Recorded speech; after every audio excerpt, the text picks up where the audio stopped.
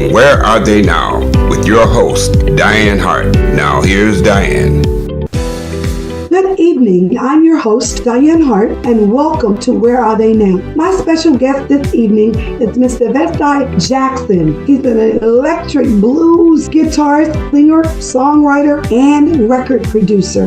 Good evening, Mr. Jackson. Hi, Diane. So good to be here with you. Thank you so much for being here with me. We're going to jump right in. Can you tell me a little bit about where you're from? Well, dear, I am from the land where the blues began, and that's Mississippi. To be more exact, McComb, Mississippi, the home of Bo Diddley. Oh, wow. How old were you when you got started in the industry? I don't know about the industry, but let's talk about music. I started music before I entered this physical plane of existence. I come from a long line of musicians, as far as we can remember. As a kid, I heard my grandmother and my grandfather playing the guitar and singing gospel songs and blues songs. And I became a professional guitarist at 12 years old and playing the juke joints with all of the older musicians that were around the neighborhood in McComb, Mississippi. Who were some of your major influencers? Of course, my grandfather, Sammy Jackson, my grandmother, Mary Jackson. As I was listening to the music around the house, we heard the likes of B.B. King. We heard the likes of Mahalia Jackson, then later Aretha Franklin. Detroit, right? My father was from Mississippi, so we have this great Mississippi-Detroit connection. Came up Mississippi, leaving Memphis, St. Louis, Chicago, Detroit, that area. So we had all of that kind of stuff. And being that my grandmother was also a big country music fan, we heard the likes of those people too. Jimmie Rogers, Hank Williams, Loretta Lynn, people like that as well. Wow. Do you play any other instrument? I play enough to write by. A little piano, I play drums, I play bass. And, of course, I arrange vocals and horns and strings of that nature. So you write your own music? I do. And music for lots of other people as well. We've had the privilege of working as musical director for ZZ Hill, Johnny Taylor, Bobby Bland, Wynton Marsalis, Harry Connick Jr., and I just returned from Africa last week with a fellow Mississippian by birth, but a Detroit transplant, and that's G.C. Cameron of the Spinners. You remember the song, It's a Shame? The way you mess around with your men? Yes, I do. Yeah, and also... Did you write that? No. That was written by Stevie Wonder. G.C. Cameron also recorded It's So Hard to Say Goodbye to Yesterday. That's the original version from the movie Cooley High. So we were doing a project in Kigali, Rwanda called Mississippi Motown Kigali, Gakondo Blues Soul. Let's say it's full circle with the blues of Mississippi and the soul of Detroit, taking it back to Africa. Wow. That had to be phenomenal just to be over in Africa performing. It's always a treat, yeah. Was that your first time in Africa, or is that something you've done before? No, I've been going to Africa for about 25 years, and it's my third time in Kigali. So we have projects that are developing in Ghana and Morocco, also in South Africa, Ethiopia, Tanzania, and Tunisia. So there's a lot of exchange going on in the motherland right now. For the past, let's say, 5 years, it's been increasing more and more and more. So do you have any new music coming out soon? Always have new music coming out. We don't want to give too much away, like we were talking about the great migration from Mississippi back in the day. And, one of the leading icons in blues, John Lee Hooker from Clarksdale, Mississippi, went on up to Detroit. So we're doing some things that we're going to be paying homage not only to John Lee Hooker, but the connection between Mississippi and Motown in the blues area and soul music. Because, David Ruffin of the Temptations from Meridian, Mississippi. So many connections between Detroit and Mississippi. I actually got an opportunity to meet David Ruffin. I must have been 15, and I was in Detroit visiting my cousin, Miss Love, who sings. She took me to a club, right? I got an opportunity to meet him, which was wonderful. Beautiful. I'm really excited about the fact that you have actually played with so many people, put together some music for, and played with. Well, we've done a ton of recording sessions, and for the likes of Denise LaSalle, Millie Jackson, Coco Taylor, the Queen of the Blues, and that was the Chicago thing. I was working for a label there called Alligator Records. So we did a bunch of Chicago type blues and Zydeco music as well. Harry Connick Jr. And in the jazz area, the great vocalist Cassandra Wilson, great jazz trombonist Tom Bones Malone from the Blues Brothers, and the Late Night with David Letterman. So we're always sort of interfacing between genres. We don't stay in one area. We have an organization called Playing for Change. That's a world music organization. And we have 15 schools in 12 third world countries. We're in Nepal, we're in Brazil, Mexico, Argentina, Google it, to South Africa, the Congo, Lebanon, Rwanda, sort of all over the place. And so we work with not using music as a gateway for improvement of life, whether it's other fields of education. We work with the women's societies, farming, agriculture, and education. And the name of that is Playing for Change. Very easy to check it on the web. It's just playingforchange.org. I'm definitely going to do that. You are a phenomenal man. We're going to take a break and we're going to play I'm Still in Love with You. And that goes out to Detroit especially, because Detroit, I'm still in love with you and I'm looking forward to coming back soon. Okay.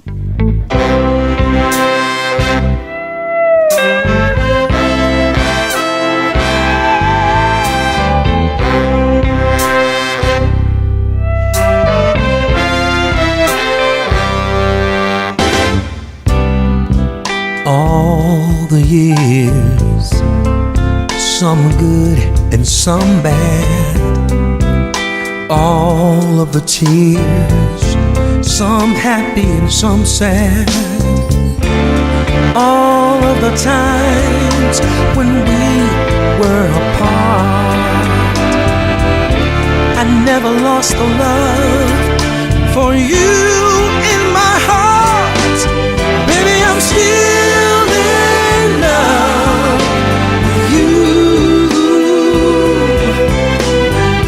yes, I am.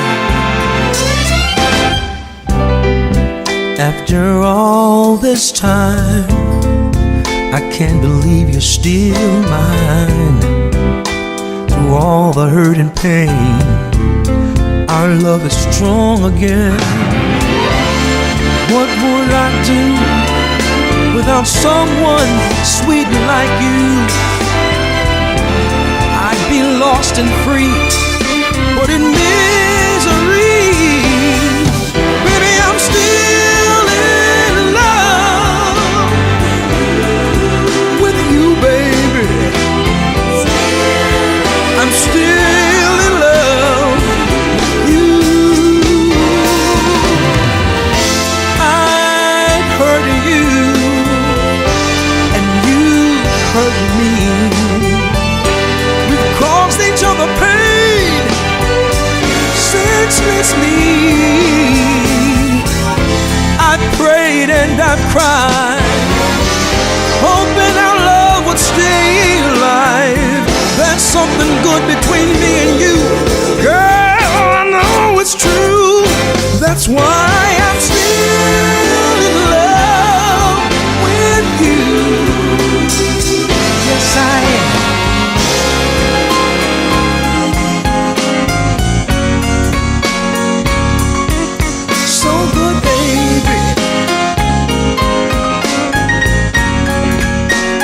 Just can't get enough.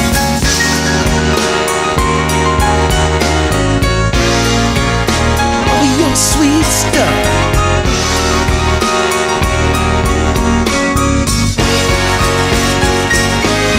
Baby, I'm still in love with you. Still in love with you, baby. Dreams and the nightmares in between, through all the fears, the laughter and the cheers, through the times when our love did not shine. Deep down in my heart, I never wanted to be apart from you, baby, 'cause I'm still in love with you.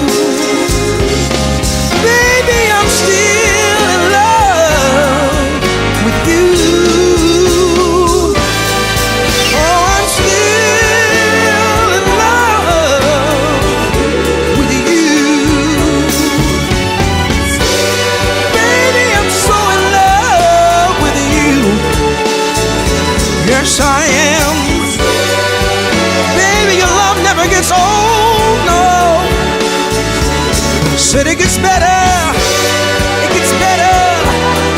said it gets better.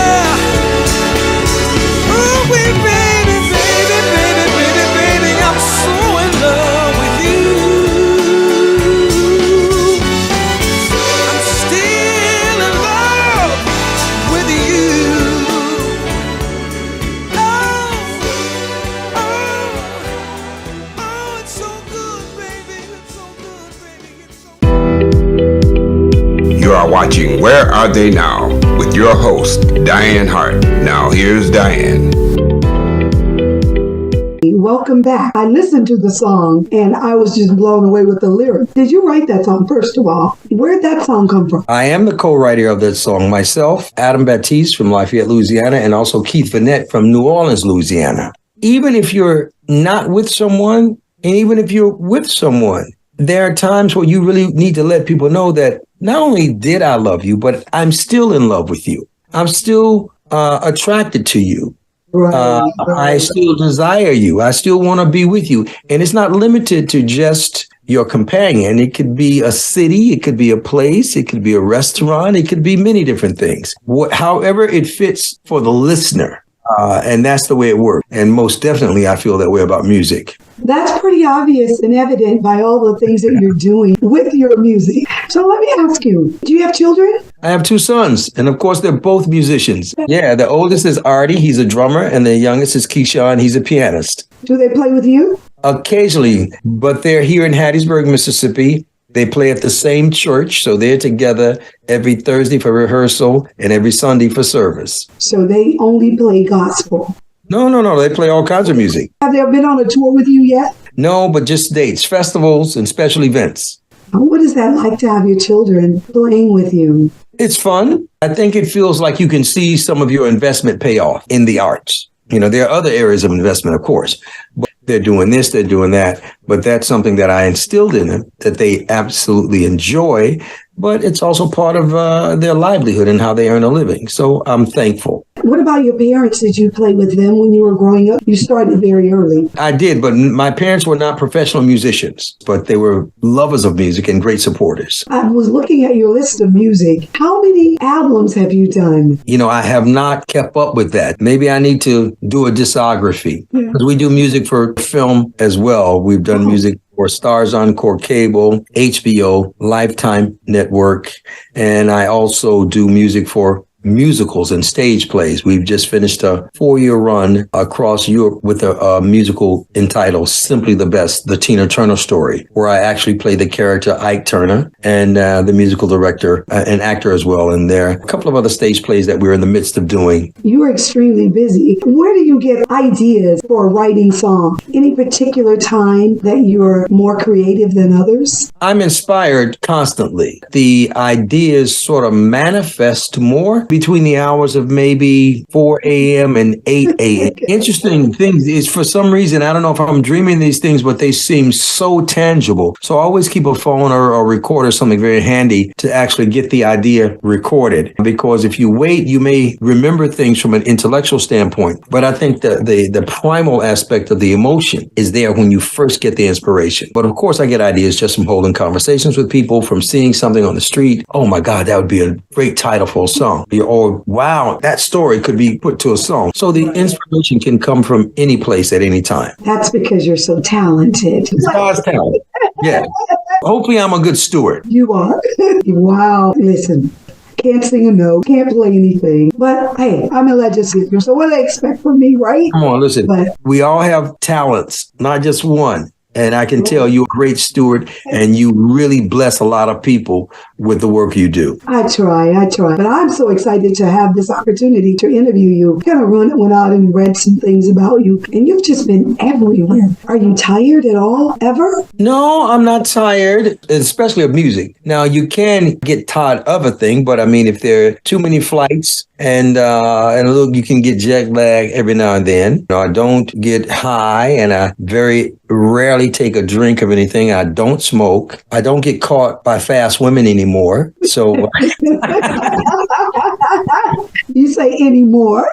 Yeah, anymore. Y'all heard it. Anymore, ladies. So chill out. The slow women, But no, I thank God for stamina, probably genetic as well. No, I mean, life is wonderful and it's very exciting and it's not static. So you have your ups and downs. And I definitely have way more ups than downs. And I like to say that if you hear me complaining, something really is wrong because I'm the least person that should be complaining about anything in this existence. I'm truly too blessed to be stressed. That's a fact. My sons are doing well. My grandchildren are doing well. People still hire me to make music all over the world. So I returned from Africa on the 1st of April. I leave for Poland on the 26th of April. And then I'm back in the States. Yeah, so I'm back about May the 10th. And then I leave May 25th for Spain and Portugal. So I'm there for a week or so, and then I'll be back in June. You know, I don't tour like I used to months at a time. We'll go and do 2 weeks or 3 weeks, and then I'll take a month off and do other things. Are you doing anything in the States? I am, believe it or not, May 24th, I'm at Morgan Freeman's Ground Zero, Biloxi, Mississippi. Morgan and I did a project called Last of the Mississippi Jukes for Stars Encore Cable. For those who don't know, Morgan has 2 nightclubs in Mississippi. One is in Clarksdale, Mississippi, which is the northern part of Mississippi, about 60 miles south of Memphis. And the other, Morgan Freeman's Ground Zero, is in Biloxi, Mississippi, which is the coastal area where you have the beach and so forth and so on. So I'll be there May 24th at Morgan Freeman's Ground Zero, Biloxi, Mississippi. So it's not that far from Tampa, so you need to come. No, it's not that far from Tampa. Will you be there for the whole weekend? No, just May 24th. You know, it'll be on the internet and everything, and people can hit me up on Facebook, Vasti Jackson, or Instagram. We'll make sure that people are aware. Well, we're going to take another break so that we can hear Blues Booty, and then we'll be right back.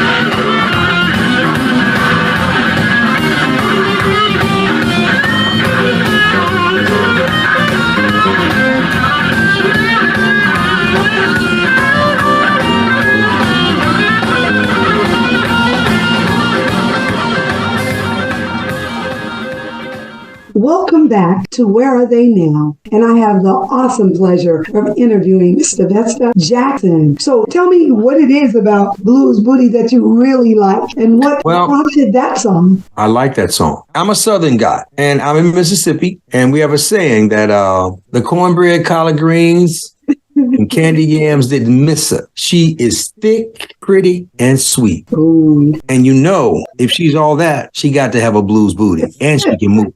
Where'd you get the words for that song? You have these songs, man. I mean, you know, Rock Me Baby. And then there's another one that's called Shake It For Me. And so you hear these songs. It's still the blues by another name. Doing the butt, say sexy. I think it was EU.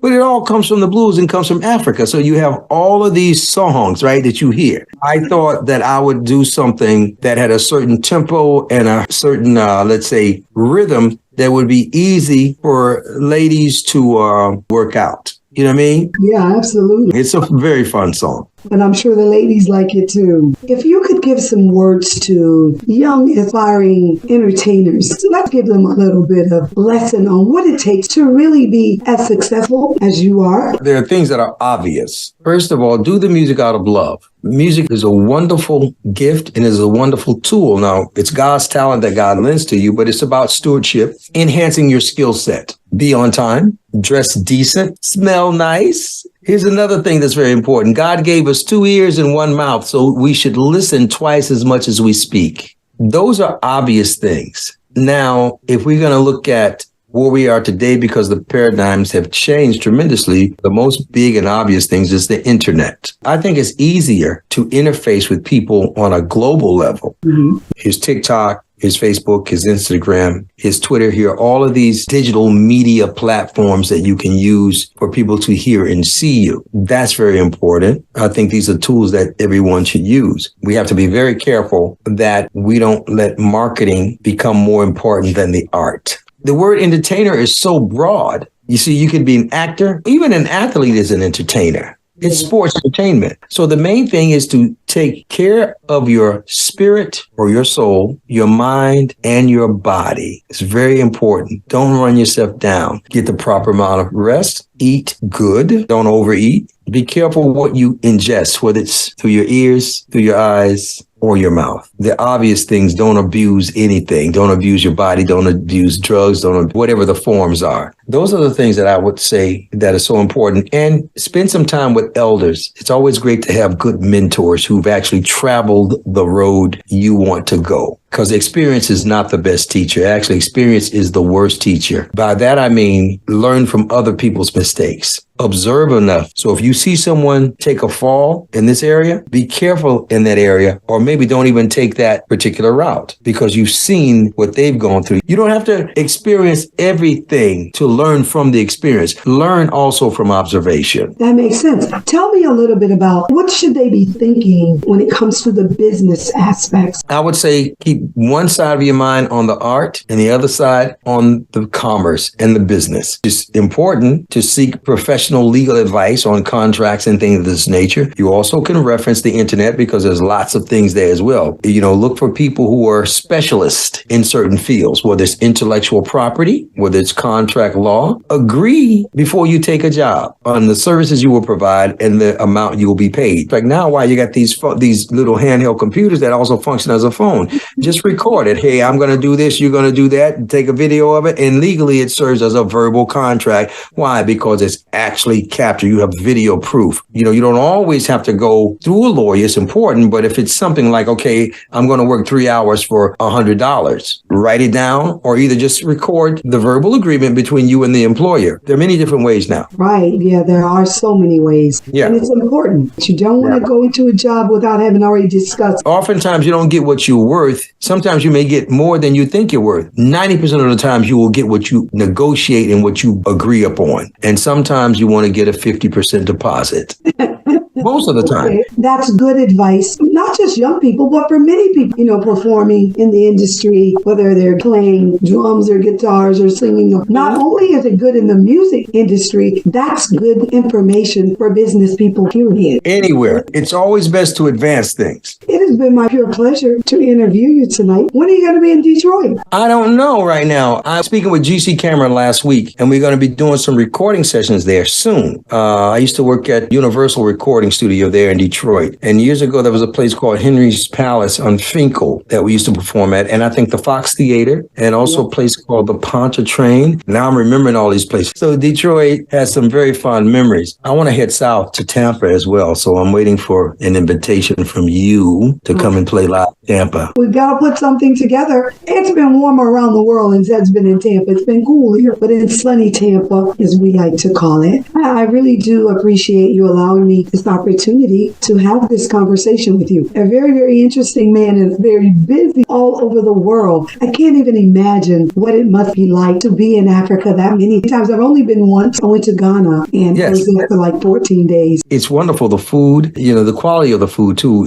because most of the time it's from farm to table. If you don't go to the big malls, those are where the imports are. And the imports are very expensive. But when you're buying in your neighborhood and from the local markets, it's wonderful organic food and the price is so much less than here in the States. I like Ghana as well. The music is fantastic. When we look at High Life, which led to Afrobeat and all of that stuff, and now you have Nigeria, Burna Boy, and you have Stone Boy from Ghana. Of course, we have the greats like Youssou N'Dour and Fela Kuti, Miriam Makeba, and we can go on and on. The soul American music is alive and well in Africa as it still is in Mississippi and in Detroit. Every generation has its thing, and there's wonderful music being made all over the world. It's very exciting and very inspiring. Doing any Southern soul? Oh, come on, baby. Everything is Southern soul. I'm in Mississippi. I know, but some people don't call it Southern soul. They may call it rhythm and blues. They may give it some other name. It's just a label. Okay. Southern soul is soul music. Okay.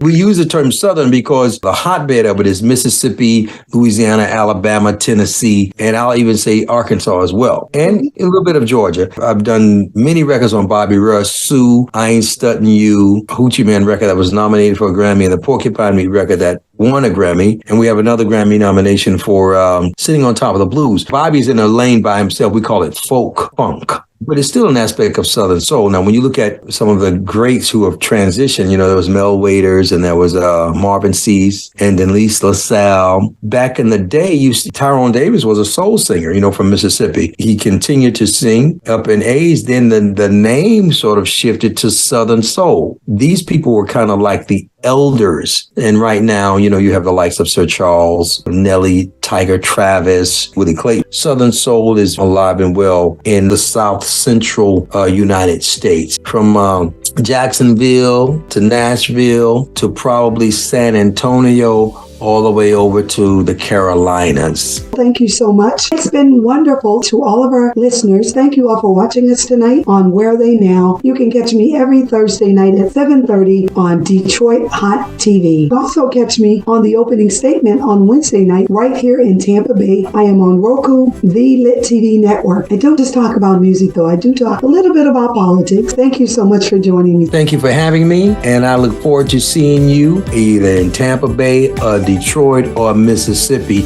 And I think maybe you'll be in Mississippi May 24th at Morgan Freeman's Ground Zero in Biloxi. I'd love to be there. First drink on me. All right, darling. Thank you, Diane. Have a great evening. You're welcome. You too. Bye-bye.